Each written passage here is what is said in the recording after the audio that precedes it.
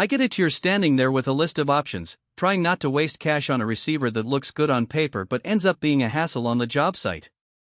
You've probably seen a few videos that just flash specs and wonder if any of that actually matters when you're out in the field measuring a trench or staking a road line. That uncertainty is real, and it's why I'm taking a step back to walk through the Leica Rugby 620 Rod I-120 setup, what it feels like to use day to day, and where the money really goes. Link is in the description if you want to check the product details on Amazon. First off, the Leica Rugby 620 is a single-axis manual slope receiver that pairs with the Rod I-120 laser. It's designed for contractors, survey crews, and anyone who needs a quick, reliable way to grab elevations without hauling a full-blown total station. The kit comes with an Alkaline battery pack, which is a nice touch because you won't have to scramble for specialty chargers if you're working on a remote job site. The IP67 rating means dust and water won't kill it if you're setting up near a construction pit or under a light drizzle. So, who should actually consider this unit? If you're a small to medium contractor who routinely does grading, site layout, or utility trenching, the Rugby 620 hits a sweet spot. It gives you a 2,000-foot range when paired with the laser, which is more than enough for most job site scenarios where you're working within a half-acre to a few acres.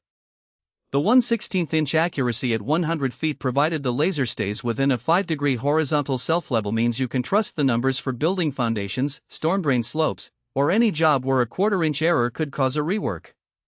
If you're a hobbyist landowner trying to map a backyard garden, you'll probably find the device a bit overkill, both in price and in the amount of setup you have to do. Now, let's talk about the actual workflow. You start by mounting the Rod I-120 on a tripod or a stable pole, point it at a reference point, and power up the receiver. The manual slope function means you rotate the instrument by hand to align with the slope you're measuring. There's no motorized tilt, which keeps the hardware simple and the price down. In practice, that manual rotation feels intuitive. Once you get a sense of the built-in bubble level, you can eyeball the slope and lock it in place. The real win comes when you need to take a series of points along a line.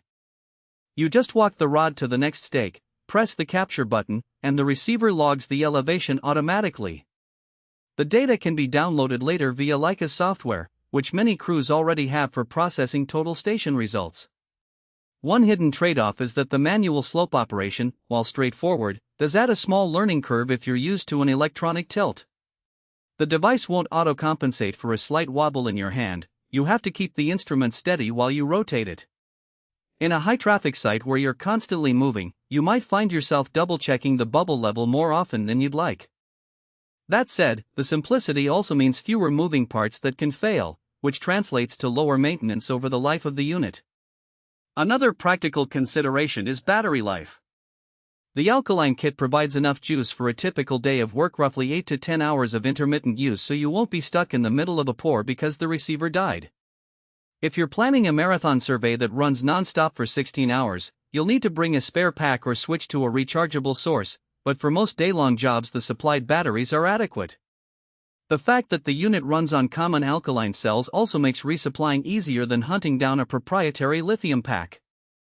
Durability is where the IP67 rating shines.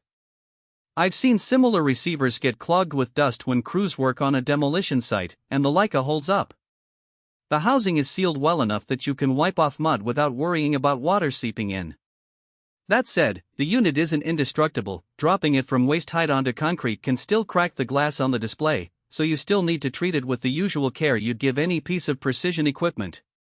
Let's compare that to the alternative of pulling a full total station for the same job. A total station will give you sub-millimeter accuracy and can capture both horizontal and vertical angles, but you pay a premium for the extra capability you often won't need when you're just checking elevations or slopes.